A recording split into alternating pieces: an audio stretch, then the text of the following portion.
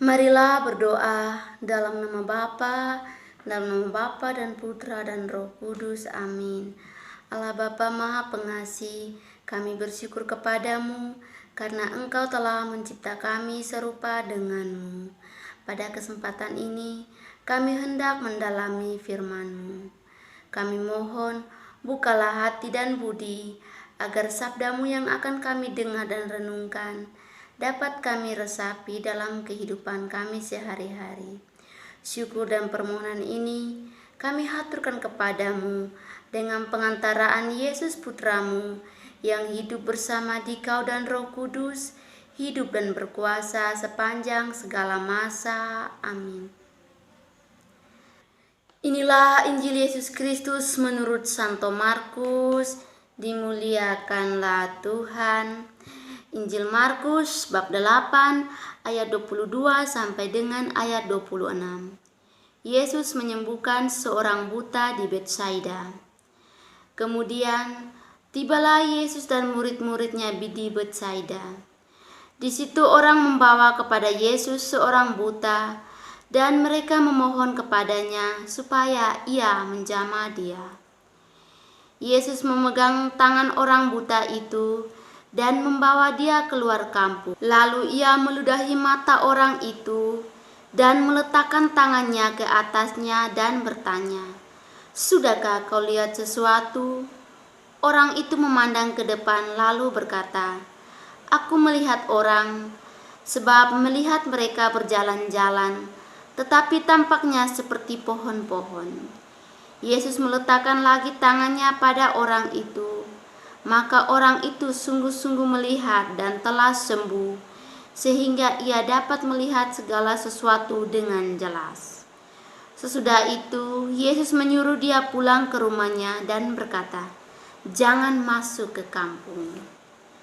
Demikianlah sabda Tuhan, terpujilah Kristus. Saudara-saudaraku yang terkasih, bacaan Injil hari ini menggambarkan sebuah proses yang dijalani oleh si buta. Yesus memegang tangan orang buta itu dan membawa dia keluar kampung. Dia dipisahkan dari orang-orang. Tahap berikutnya, Yesus meludahi mata si buta itu dan meletakkan tangan di atasnya. Lalu Yesus meletakkan tangannya lagi dan sembuhlah dia.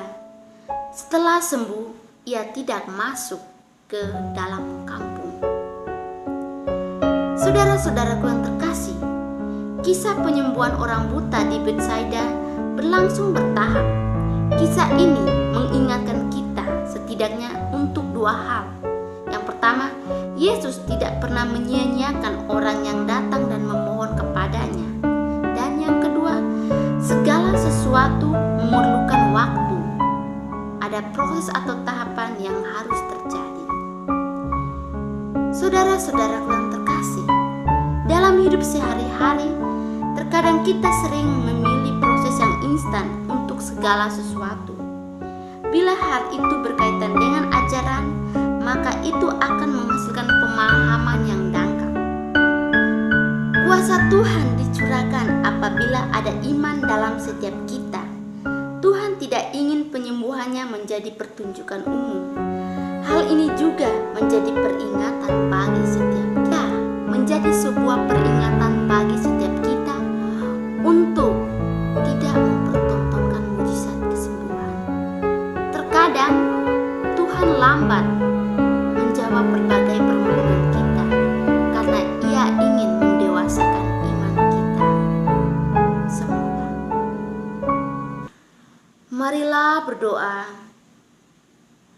Ya Tritunggal Maha Kudus, Bapa, Putra, dan Roh Kudus, terima kasih karena Engkau masih memperkenankan kami untuk mendengarkan dan meresapi firman-Mu. Sudi kiranya apa yang telah kami dengar dan renungkan dapat Engkau perkenankan, agar kami dapat meresapi dalam tingkah laku kami. Nama-Mu yang kudus kami puji, kini dan sepanjang segala masa. Amin. Dalam nama Bapa dan Putra dan Roh Kudus. Amin.